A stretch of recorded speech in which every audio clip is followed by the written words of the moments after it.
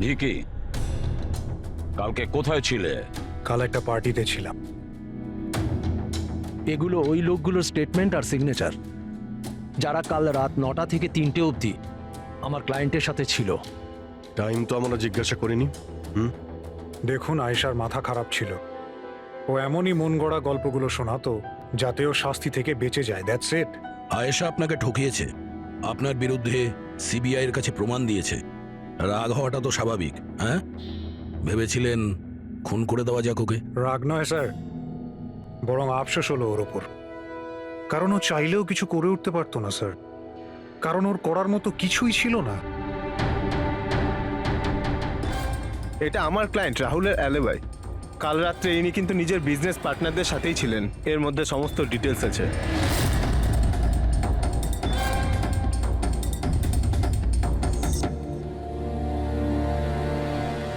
আমার মনে হয় না যে আপনাদের কিছু জানার আছে বলে।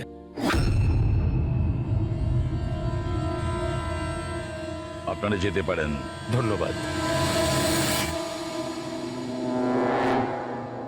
মার্ডারের সময় আমার ক্লায়েন্ট ফ্যামিলি ফাংশনে বিজি ছিলেন, আর এই হচ্ছে তার প্রমাণ। মিস আয়েশার কাছে আপনার বিরুদ্ধে প্রমাণ ছিল মিস্টার কুমার। আর এমন প্রমাণ যা আপনাকে বরবাদ করে দেওয়ার জন্য যথেষ্ট। আয়শা খুবই চালাক মেয়ে। ভালো হয়েছে মারা গেছে, নাহলে আমি ওকে মেরে ফেলতাম। মারতেন না মেরে ফেলেছেন? না স্যার, আমি ওকে মারিনি, কিন্তু ওই মানুষটাকে আমি নিশ্চয়ই থ্যাঙ্কস বলবো যে আমার মনের ইচ্ছেটাকে পূরণ। এই মুহূর্তে জানা যাচ্ছে যে গত 2 দিন ধরে চলতে থাকা সিবিআই তদন্ত আজ শেষ হয়ে গেছে, আর মিস আয়েশা কিছুক্ষণের মধ্যে পৌঁছে যাবেন তার নিজের এই বাড়িতে। এমনটা মনে করা হচ্ছে যে এই হাই প্রোফাইল কেসে মিস আয়েশা সিবিআই এর জন্য সাক্ষী দিতে রাজি হয়েছেন, তাই ওনাকে ক্ষমা করে দেওয়া হচ্ছে আর ছেড়ে দেওয়া হচ্ছে।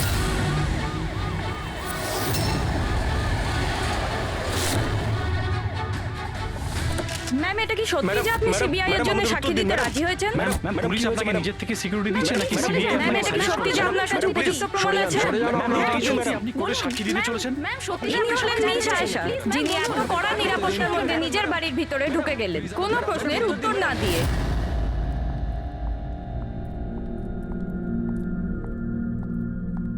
ম্যাডাম, খাবার রেডি আছে, দিয়ে দেবো কি? না, আমার খিদে নেই। তুমি একটা কাজ করো, ওনাদের খেতে দিয়ে দাও। হ্যাঁ ম্যাডাম। আমার খুব ভয় করছে। এ কি কথা বলছেন আপনি? কিসের ভয় পাচ্ছেন? ওরা যদি আমাকে মেরে ফেলার চেষ্টা করে? ম্যাডাম, আপনার কিচ্ছু হবে না। আপনার সুরক্ষার জন্যই আমরা আপনার সাথে আছি। আমি একটা কাজ করছি, প্রথমে উপরে গিয়ে আপনার রুমটা চেক করছি।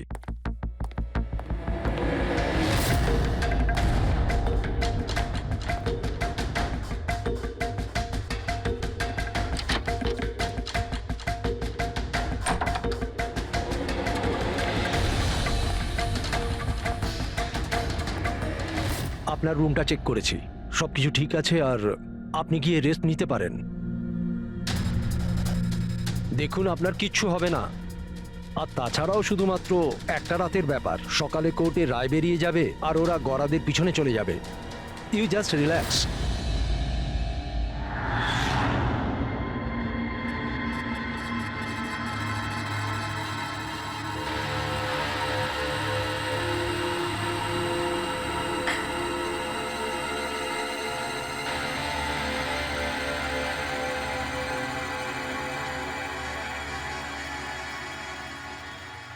ম্যাডামকে সুরক্ষিত রাখা আমাদের সকলের দায়িত্ব। ওপর থেকে স্ট্রিক্টলি অর্ডার আছে, তাই সারা রাত সাবধানে থেকো। Okay sir. ঠিক আছে? খাওয়া শেষ হলে নিজের নিজের পজিশন নিয়ে নিও।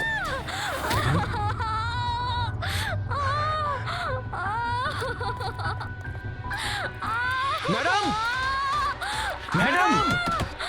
ম্যাডাম! ম্যাডাম, দরজা খুলুন! ম্যাডাম, দরজা খুলুন! দরজাটা খুলুন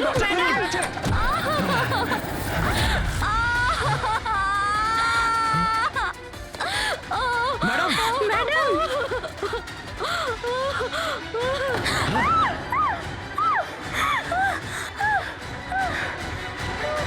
Oh shit!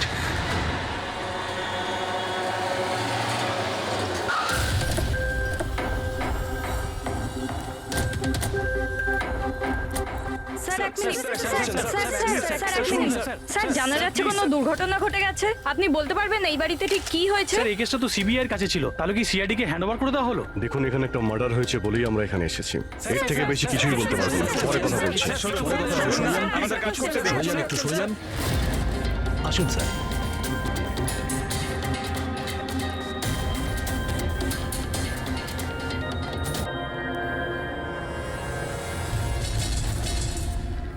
ওর মুখটা আর হাতটা তো একদম পড়ে গেছে। ওর কোনো চিহ্ন তো এই রুমে আর দেখতেই পাচ্ছি না। দেখে তো মনে হচ্ছে যে অ্যাসিড অ্যাটাক হয়েছে। হ্যাঁ দয়া, অ্যাসিড অ্যাটাকই হয়েছে। কিন্তু স্যার কোথাও তো পড়তো, জামা কাপড়ে বা নিচে কোনো অ্যাসিডের চিহ্নই তো নেই। সেটা তো ঠিক। স্যার স্যার ইনি বাথরোব পরে আছেন, মানে স্নান করে বেরিয়েছেন, আর স্নান করার পর উনি এই ক্রিমটা লাগিয়েছিল। ওই ক্রিমটায় হাত দেবে না, ওই ক্রিমটাকে চেক করতে হবে।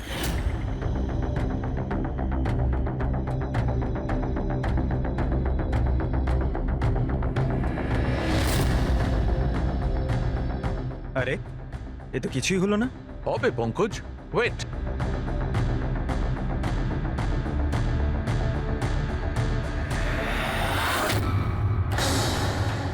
আরে স্যার, এটা তো দেখলে, এটাতে এমন অ্যাসিড মেশানো হয়েছিল যেটা সঙ্গে সঙ্গে কাজ করে না, 2-3 মিনিট বাদে কাজ শুরু করে। আর যখন কাজ শুরু করে তখন এরকম ভয়ঙ্কর ভাবে কাজ করে। স্যার তার মানে স্নান করার পর উনি এই ক্রিমটা লাগিয়েছেন, আর সেটার এফেক্ট কিছুক্ষণ পরে হয়েছে। একদম ঠিক। কেউ আসলে একে মারবার জন্যে এর নিজের যে ক্রিম ছিল সেটা এই ক্রিমটার সঙ্গে বদলে দিয়েছে। এটা এটা কি বলছেন আপনারা? কি কি ব্যাপার? আপনি মনে হচ্ছে একটু বেশি ঘাবড়ে গেছেন। হ্যাঁ, কি জানেন আপনি এদের ব্যাপারে? না স্যার, আমি কিছুই জানি না। ম্যাডাম তো এই ক্রিমটা রোজই ব্যবহার করতো। আর এটা খুনি ভালো মতোই জানতো, আর এটারই সুযোগও নিয়েছে।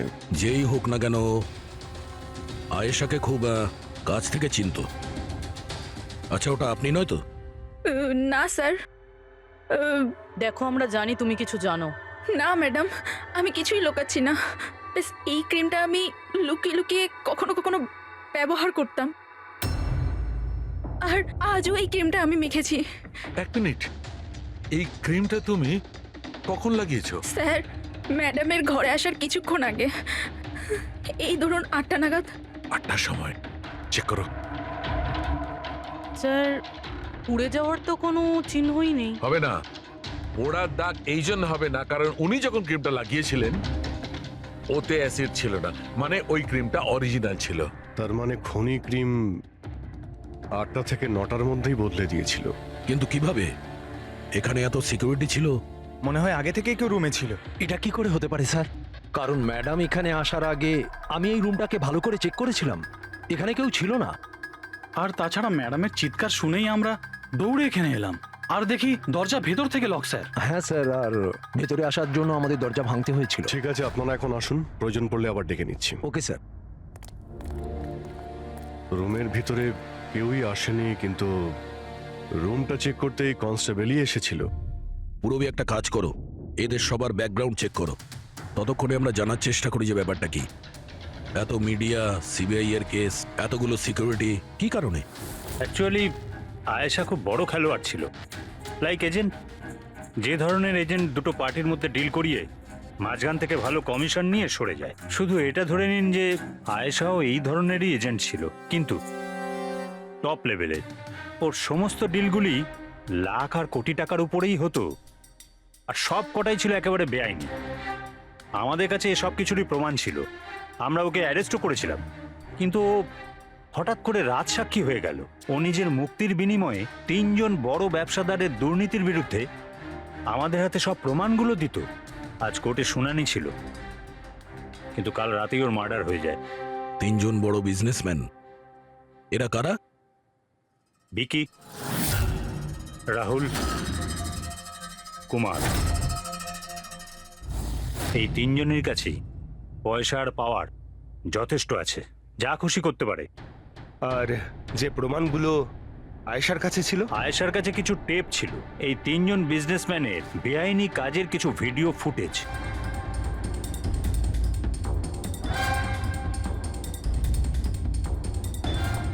তার মধ্যে কুমারের একটা ক্লিপ আমাদের কাছে আছে। এই দেখো দয়া। চিয়ার্স। টাকাটা কবে ট্রান্সফার করছেন মিস্টার কুমার? ব্যাস, যেই আমাদের কাছে গানস পৌঁছে যাবে আপনার অ্যাকাউন্টে টাকা পৌঁছে যাবে। সেসবের চিন্তা আপনি করবেন না মিস্টার কুমার, ওনাদের কাছে অস্ত্রের তো কোনো খামতিই নেই, এমনিতেই তো পড়ে পড়ে জংই ধরছে। হ্যাঁ, তাছাড়া পাওয়ারে থাকার তো এটাই সুবিধা, তাই না? যখন যেটা মন চায় করে না। আপনি শুধু এই কনসাইনমেন্টটা সম্পূর্ণ করে দিন, আমাদের তো একসঙ্গে অনেক কাজ করতে হবে, তাই না? একদম। আর এটা তো সবে শুরু।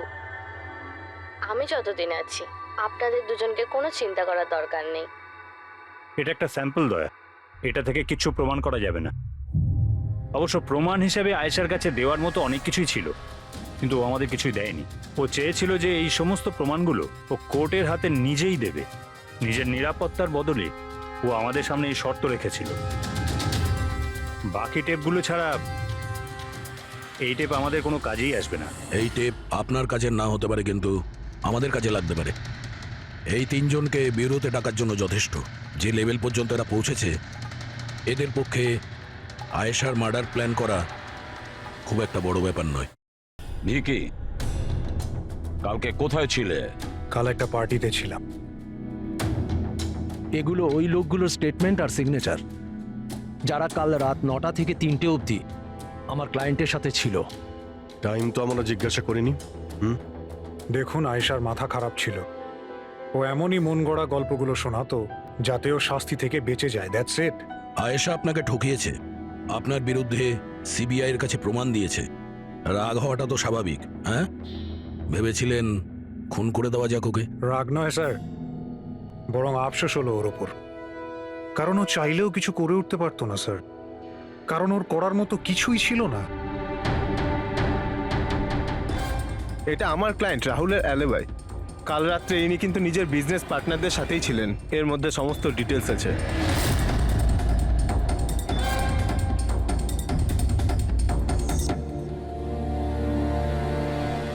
আমার মনে হয় না যে আপনাদের কিছু জানার আছে বলে।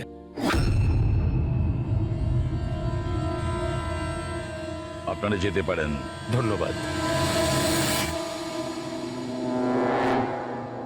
মার্ডারের সময় আমার ক্লায়েন্ট ফ্যামিলি ফাংশনে বিজি ছিলেন, আর এই হচ্ছে তার প্রমাণ।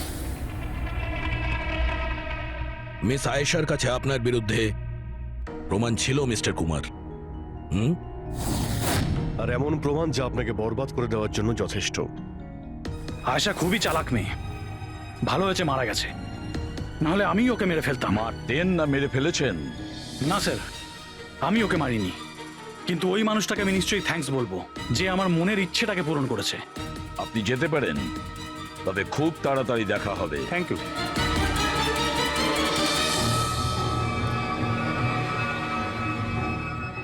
আপাতত আমরা কাউকেই অ্যারেস্ট করতে পারবো না।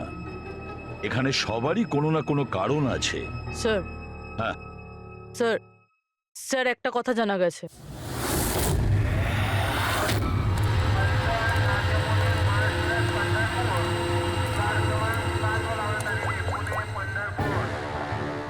হ্যালো, হ্যাঁ, সব কিছু তৈরি। একটা কথা মনে রেখো, কোনো ভুলভ্রান্তি যেন না হয়। এই তো দাদা, চলে আসুন, বাস ছাড়বে, বাস ছাড়বে।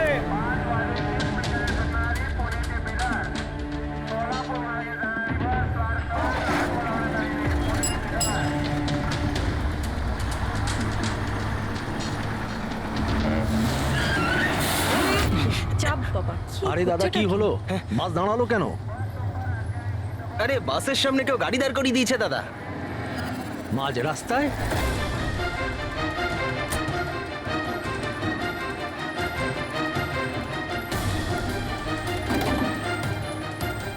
স্যার, আপনারা এখানে? শহর ছাড়ার খুব তাড়া দেখছি তোর। হ্যাঁ, অনেক প্রশ্নের উত্তর দিতে হবে তোকে। চল চল। স্যার, আমি কি করেছি স্যার? স্যার, আমার কথাটা তো শুনুন স্যার। স্যার, আমাকে কেন ধরছেন স্যার? স্যার, স্যার কি করছেন স্যার? আমাকে কেন ধরছেন? আমি তো ছুটি নিয়ে দেশে যাচ্ছি স্যার। তোর রেকর্ড আমরা চেক করেছি, তুই তো আমাদের বলিসনি, হ্যাঁ, যে আয়েশার আগে তুই মিস্টার কুমারের জেট সিকিউরিটিতে ছিলি। হ্যাঁ স্যার, ওটাই তো আমার কাজ। হুম, আর আপনি তো জানেন যে সরকার আমাদের যেখানে পাঠায় সেখানে যেতে হয়। তোমার মোবাইলে কুমারের কল একবার নয় 3 বার, আয়েশার মার্ডারের ঠিক আগে। এটাও একটা কাজ। আপনারা ঠিক বলেছেন স্যার। কুমার আমাকে কল করেছিল, ও আয়েশা ম্যাডামের সঙ্গে কথা বলতে চাইছিল, কিন্তু আমি বারণ করেছিলাম স্যার। ও আমাকে টাকার লোভও দেখিয়েছিল, কিন্তু আমি তবুও কথা বলাইনি। প্রথমে 2বার বারণ করেছিলি তুই, আর তারপর রাজি হয়ে গেলি তুই, হ্যাঁ?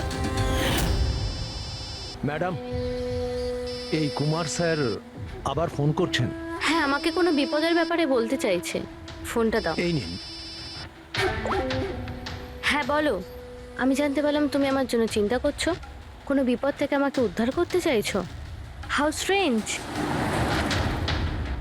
আমি বলে দিচ্ছি, আমি তোমাকে খুব ভালো মতো চিনি। আর এই সমস্ত কার্যকলাপ না তুমি অন্য কারোর সাথে করো। আর এমনিতেও যদি আমি জেলে যাই, এই টাকাগুলো নিয়ে আমি কি করব? আচার দেবো? এই টাকাটা না তুমি তোমার কাছেই রাখো, এটা তোমারই সাহায্যে লাগবে। কোনো দরকার নেই এই ফোনটা আমাকে দেওয়ার। আমার সাথে গেম খেলার চেষ্টা করে যাচ্ছে, আর তুমি ওকে সাহায্য করছো। আমি কোথায় ম্যাডাম? আপনাকে সাহায্য করছিলাম তো। ঠিক আছে থাক, শুধু এইটুকুনি জেনে রেখো, তুমি যদি ওকে সাহায্য করো না, রক্ষা পাবে না। আমি সিবিআই কে বলে দেবো, যদি আমার কিছু হয় তাহলে সবার প্রথমে তোমাকেই অ্যারেস্ট করবে। তুই গেছিলি না আয়েশার ঘরে ঠিক ওর রুমে ঢোকার আগে? ওর বিউটি ক্রিমটাকে অ্যাসিড ক্রিমে বদলাতে খুব বেশি সময় লাগেনি নিশ্চয়ই, তাই না? এ আপনি কি বলছেন স্যার? আমার কথা বিশ্বাস করুন, আমি সত্যি বলছি। যদি তুই সত্যি কথাও বলিস না, তাহলেও এই কেস যতক্ষণ না সলভ হচ্ছে তুই আমাদের হেফাজতে থাকবি, বুঝলি? এখন চল, নিয়ে চল ওকে, চল চল। আরে স্যার স্যার স্যার আমি কিছু করিনি স্যার, ছেড়ে দিন স্যার, প্লিজ স্যার। হ্যাঁ পুরবি, বলো। স্যার, ওই ফুটেজটা যেটা ও সিবিআই কে পাঠিয়েছে, সেটা ওই ঘর থেকেই শুট করা হয়েছে যেখানে ওর খুন হয়েছিল। তার মানে আয়েশার বেডরুমে? হ্যাঁ স্যার, ওরই বেডরুমে। আসলে এই ফুটেজটা 1 বছর আগের। ফার্নিচার বদলানো হয়েছিল, তাই বোঝা যাচ্ছিল না। Are you sure? স্যার 100%। এটা সেই ঘরটাই। হ্যাঁ, একটা ভাইটাল ইনফরমেশন দিলে Purabi. Thank you so much. Purabi বলল যে আয়েশা মিনিস্টার আর মিস্টার কুমারের স্টিংটা ওই রুমেই করেছে। আর যদি এটাই হয়, ক্যামেরা ওই ঘরেই কোথাও লুকানো আছে, তার মানে ক্যামেরা এখনো ওখানেই আছে।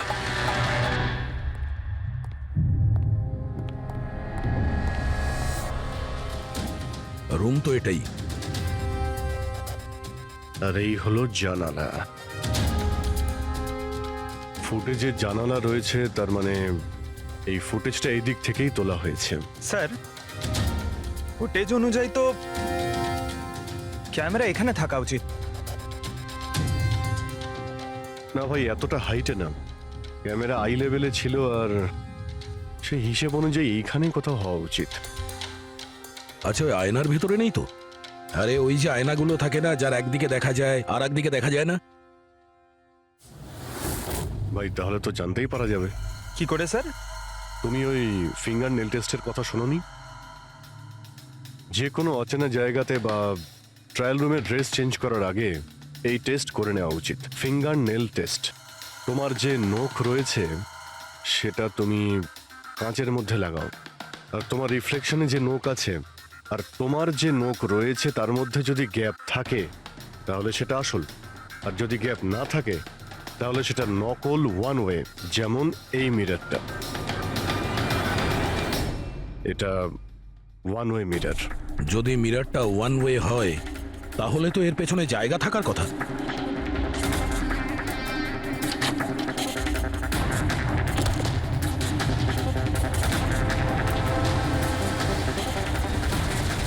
অভিজিৎ,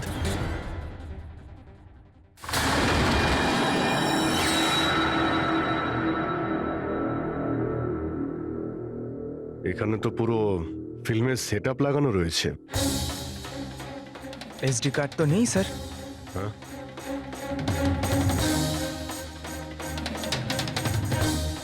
লকার খালি।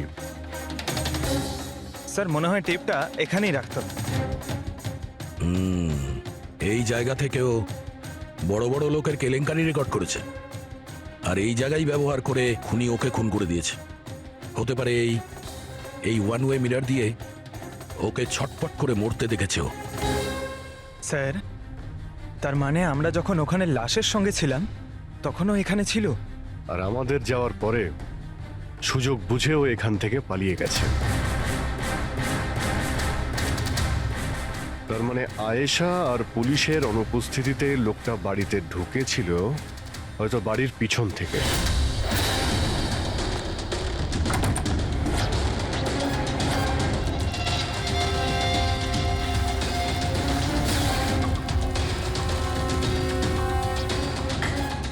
ও আয়েশার বিউটি ক্রিমটাকে সরিয়ে বিষাক্ত ক্রিমটা রেখে দেয় আর তারপর ভিতরে ঢুকে বসে থাকে। তার মানে ও চোখের সামনে আয়েশা ওই ক্রিমটা লাগিয়েছে আর একটু বাদে ছটফট করতে করতে মরে গেছে। তারপর পুলিশ আর রাখি এখানে আসে, তখনও ভেতরে ছিল। তারপর আমরা এখানে এসেছি, তখনও ভেতরে ছিল। তারপর রাত্রে সুযোগ পেতেই ও টেপগুলো নিয়ে এখান থেকে পালিয়ে গেছে, মনে হচ্ছে ওই রাস্তা দিয়েই। কিন্তু স্যার, মেইন গেটে তো পুলিশ দাঁড়িয়ে ছিল, ও মনে হয় পেছন থেকেই পালিয়েছে। এমন তো কিছু নয় স্যার, কিন্তু হ্যাঁ স্যার, প্রায় ধরুন মাঝরাতের দিকে গাড়ির চাকার এরকমই একটা আওয়াজ শুনতে পেয়েছিলাম।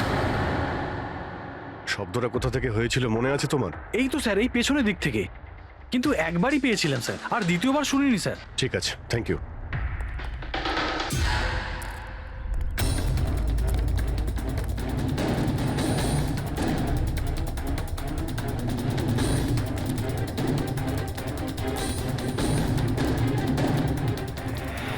স্যার,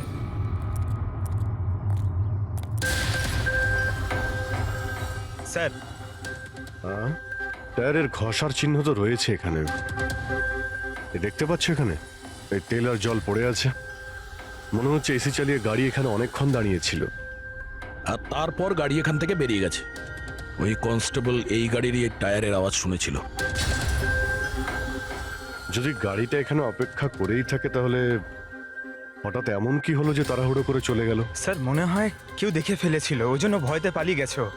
পয়েন্ট আছে। এখানে আশপাশটা জিজ্ঞাসা করে দেখি।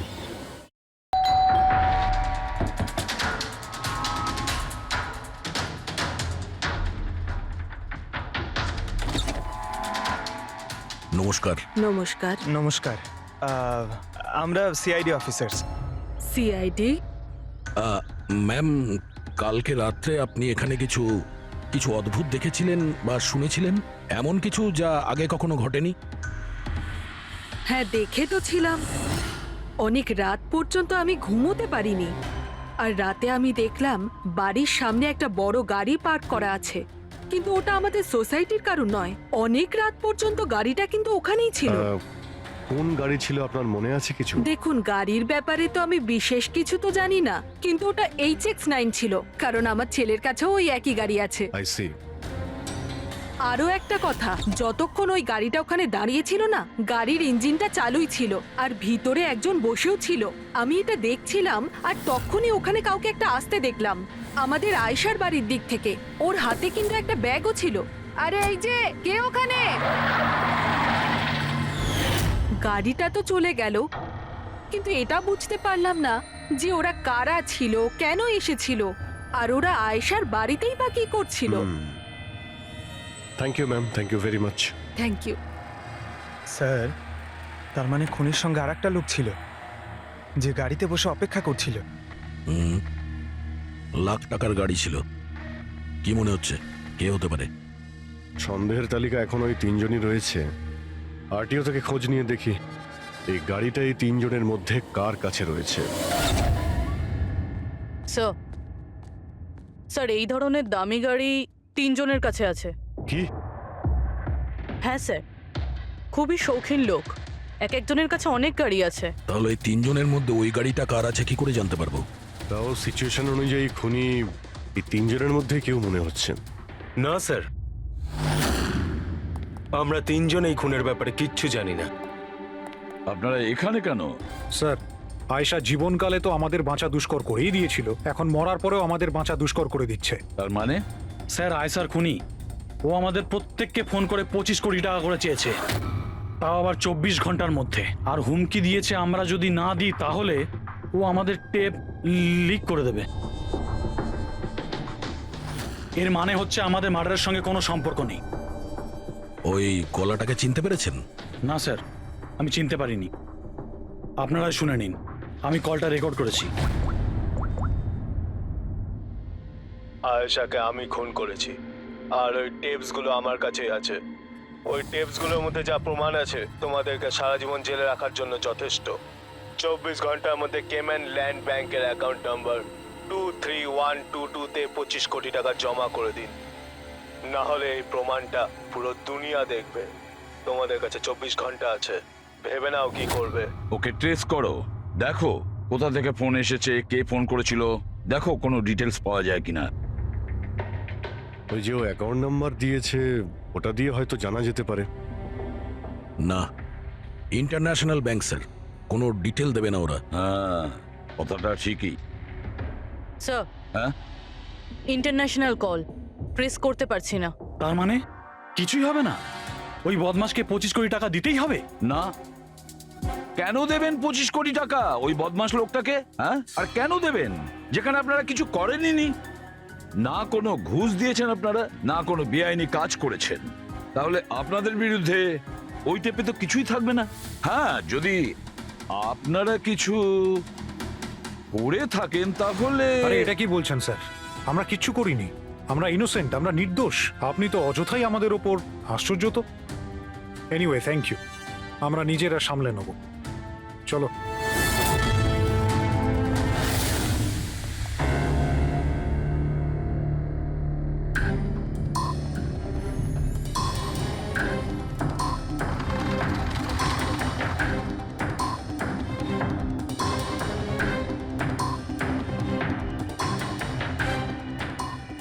সারিকা, এই রুমটাকে খুব ভালো করে চেক করতে হবে।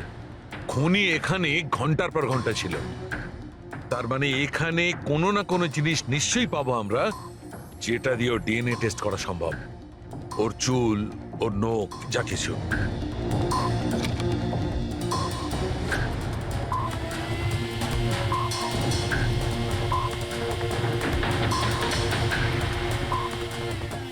এক মিনিট সারিকা, হ্যাঁ, একটা ফোর্সেপ দাও।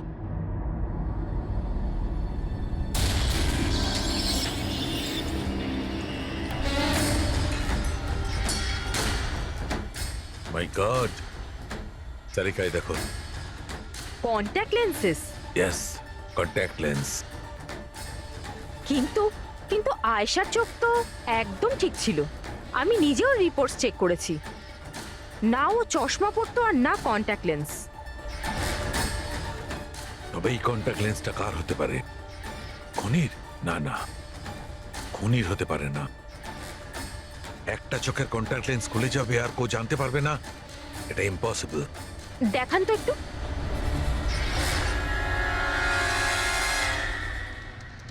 বেশ হাই পাওয়ারের লেন্স। High power lens? কিছু তো আছে এই রুমে। একে তো এই ঘরটা চারিদিক থেকে বন্ধ, কোনো জানলা নেই, কোনো ভেন্টিলেটর নেই। হ্যাঁ? ও ওহো, কি হয়েছে? সারিকা, তুমি জানো তো ওই কালার স্টেন কেমিক্যাল বানানো হয় যা দিয়ে ঘাম টেস্ট করা যায়? হ্যাঁ জানি। গুড, এক কাজ করো, তুমি কালার স্টেন কেমিক্যাল বানাও। খনি এখানে এই ঘরের মধ্যে ঘন্টার পর ঘন্টা ছিল, আর আমাদের অল্প সময়ের মধ্যে এত ঘাম হয়ে গেল। খনির তো খুব ঘাম হয়েছিল। ইয়েস, এই ঘামটাকে চেক করব, তার থেকে জানা যাবে যে খনি কোথায় ছিল, দাঁড়িয়ে ছিল না বসে ছিল না কিভাবে ছিল, সব কিছু। ওই র্যানসাম কলের কোনো মানেই হয় না, ওই কল বোগাস হতে পারে। হ্যাঁ স্যার, কারণটা আমাদের কেস থেকে সরানোর জন্য আর টাকা কামানোর জন্য।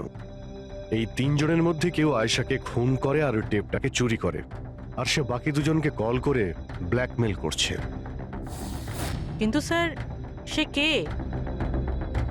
স্যার, আমার তো মনে হয় কুমার হতে পারে। ও ভীষণ রকচটা, যে কারো খুন করতে পারে। আর ওই বাকি দুজন, ওরাও কম যায় না স্যার। এই তিনজনের যেমন পয়সাও আছে তেমন ক্ষমতাও আছে এদের। খুনি এই তিনজনের মধ্যেই কেউ হবে স্যার। আর খুনির একজন সঙ্গীও আছে, যে ওই বাইরে গাড়িতে বসে খুনির জন্য অপেক্ষা করছিল। হ্যাঁ, হবে তো এই তিনজনের মধ্যেই কেউ। আর এমন একজন যে আয়েশাকে খুব কাছ থেকে চিনতো। এক্স্যাক্টলি, সেজন্য ও জানতো যে আয়নার পেছনেও আরো একটা রুম আছে, আর আয়েশা কোন ক্রিম ব্যবহার করতো সেটাও ও জানতো। স্যার এর মানে ওই গোপন জায়গার ব্যাপারে খুনি ছাড়া আর কেউ কিছু জানতো না। এক্স্যাক্টলি। তাহলে স্যার? তাহলে আবার কি করবে দয়া? ধরে ফেলো ওদের। ওদের প্ল্যানিং এই ওদেরকে ফাঁসাতে হবে।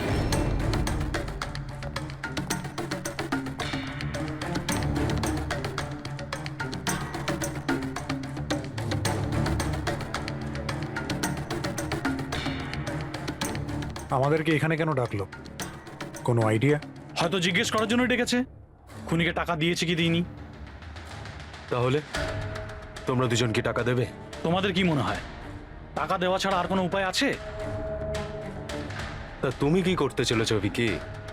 দেবে টাকা? দেখো, টেপের ব্যাপারে তো কিছু বলতে পারছি না, আর তাছাড়া আমি কোনো বেআইনি কাজ করিনি, এই জন্য টাকা দেওয়ার তো কোনো প্রশ্নই আসে না। সরি, আমি টাকা দিচ্ছি না। ও কাম অন ম্যান, এত ঢং করার কি আছে? কিছু করে থাকলে বলো না, শুধু আমরা তিনজনই আছি এখানে। দেখো রাহুল, যদি কথা... এক সেকেন্ড নাও, সিআইডি মেসেজ করেছে। আরে কোথায় আছে ওরা? কি লিখেছে বল। কোথায় আটকে গেছে, আসতে পারবে না, ফিরে যেতে বলেছে। হোয়াট ননসেন্স ভাই, আমরা কখন থেকে এখানে বসে আছি, শুধু শুধু সময় নষ্ট করে দিল। এবার কি করবে? যাওয়া যাক, আর কি। চলো, কাম অন।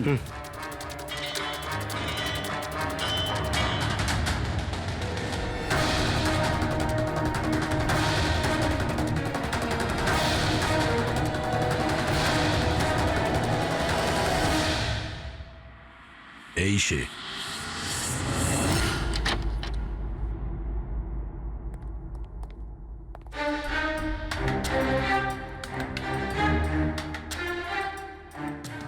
স্যার, ভিকি, তার মানে ও জানতো যে আয়নাটার পিছনে ক্যামেরা আছে? হ্যাঁ, বাকি দুজনের হয় এরা কিছু জানে না, না হলে আমাদের সামনে অ্যাক্টিং করছে। স্যার, আমার তো এই বিকিকেই সন্দেহ হচ্ছে। এবার কি করব? নজর রাখা যাক এর উপর, কোনো না কোনো ভুল নিশ্চয়ই করবে। হ্যাঁ সারিকা, কালাস্টেন কেমিক্যাল রেডি। ঠিক আছে, চলো।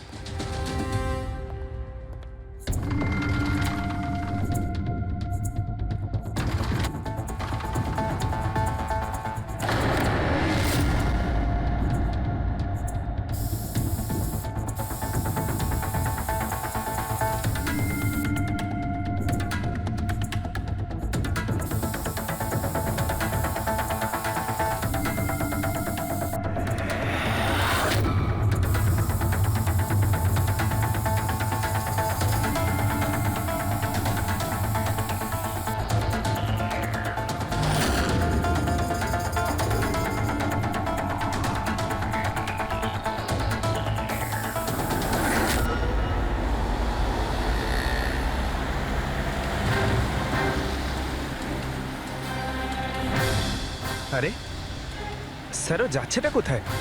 আরে কোথায় আর যাবে পঙ্কজ? বন্ধুদের সাথেই দেখা করতে যাচ্ছে, আবার কি?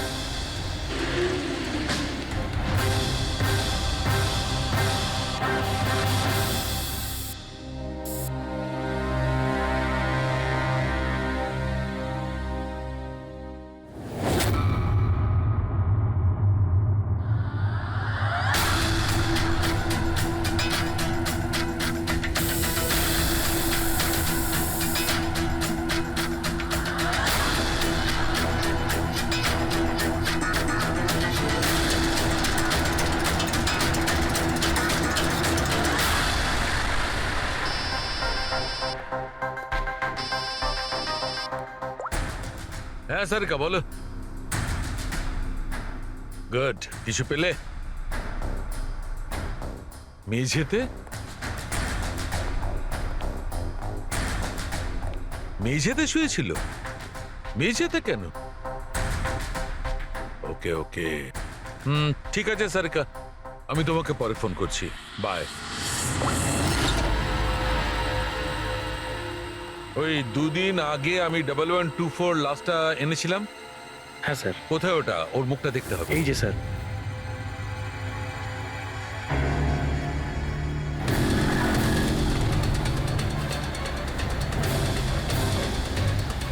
এই জানতে পারেনি তো যে আমরা ওকে ফলো করছি?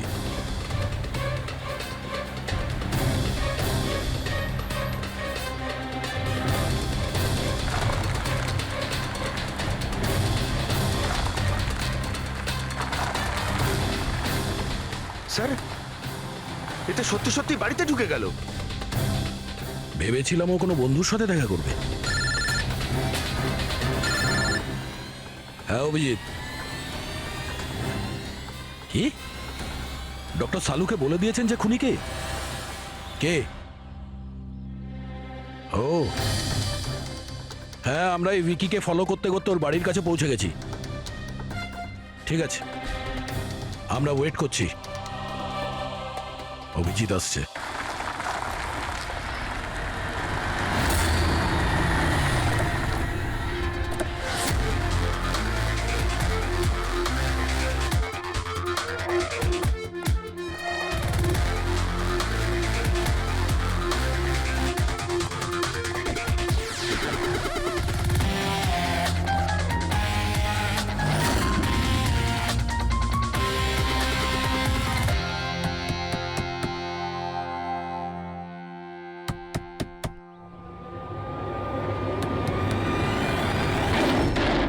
এক মিনিট, এটা কি করছেন আপনারা? আরে এটা কোনো ভদ্রতা হলো কারো বাড়ির ভিতরে ঢোকা? একদম বাজে কথা বলবে না।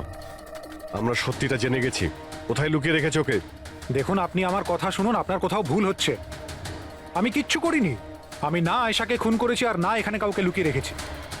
আমরা কখন বললাম যে তুমি আয়েশার খুন করেছো? হ্যাঁ, একেই বলে চোরের নজর বোচকার দিকে। দেখুন, আমার কথাটা বোঝার চেষ্টা করুন। আপনারা আমার কথাটা শুনুন। আপনারা আমার কথা কেন শুনছেন না? হ্যালো, আপনারা এইভাবে ভিতরে ঢুকতে পারেন না।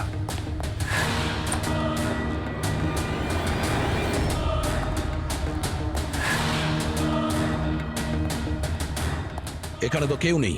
আমি বলছি আপনাদেরকে এখানে কেউ নেই, প্লিজ। আরে বন্ধ করুন এগুলো।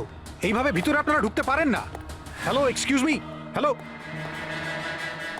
আরে ওপরে কিচ্ছু নেই স্যার। আরে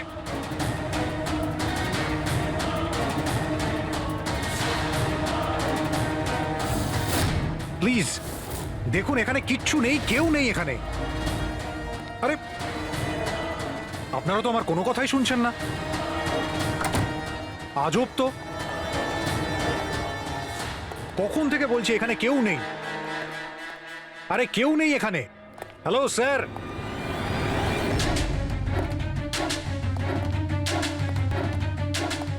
দেখুন আমার কথাটা শুনুন প্লিজ। শুনুন, দেখুন দেখুন, আমি আপনাকে বলছি আমি আয়েশাকে খুন করিনি। প্লিজ আমার কথাটা বোঝার চেষ্টা করুন, আমি সত্যি বলছি। আমরা জানি যে তুমি আয়েশাকে খুন করনি। তাহলে আপনারা এখানে কি খুঁজছেন? 1 মিনিট, সব জানতে পারবে।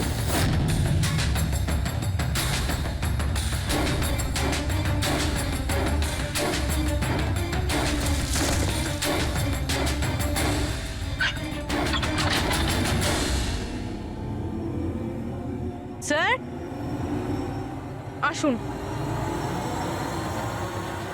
আয়েশা দেবী, আপনার খেলা শেষ, চলে আসুন। সালুমকে স্যার আগেই বলে দিয়েছিল তুমি বেঁচে আছো। আসলে আমি ওর চোখটা চেক করব।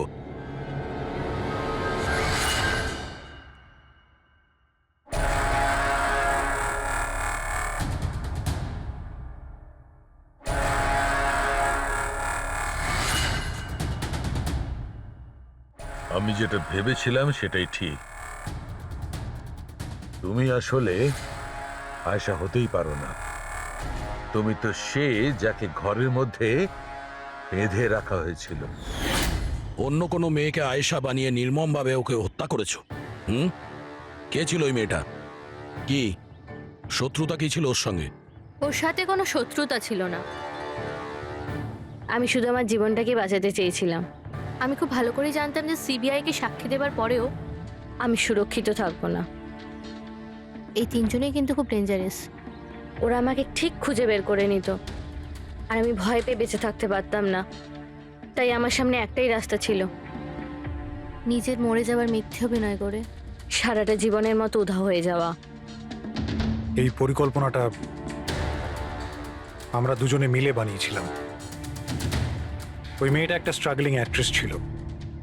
ওকে আমরা ইন্টারনেটের কোনো অনলাইন কাস্টিং এজেন্সি থেকে খুঁজে বার করেছি। রিয়া নাম ছিল ওর। ওকে এই জন্যই সিলেক্ট করেছিলাম কারণ ওর হাইট, ওয়েট সব কিছুই আয়েশার মতো ছিল। আমরা ওকে মিথ্যে মিটিংয়ের অজুহাতে বাড়িতে ডাকি, আর ওকে অজ্ঞান করে দিই, আর ওকে বেঁধে ওই গুপ্ত রুমে রেখে দিই।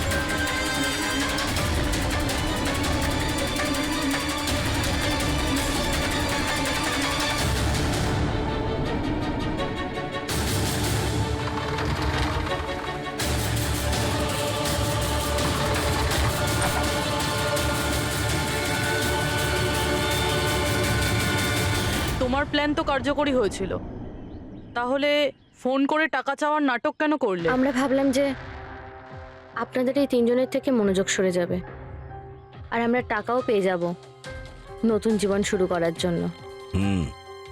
প্রয়োজনের থেকে বেশি চালাকি আর লোভ তোমাদের নিজেদের জালেই ফাঁসিয়ে দিয়েছে।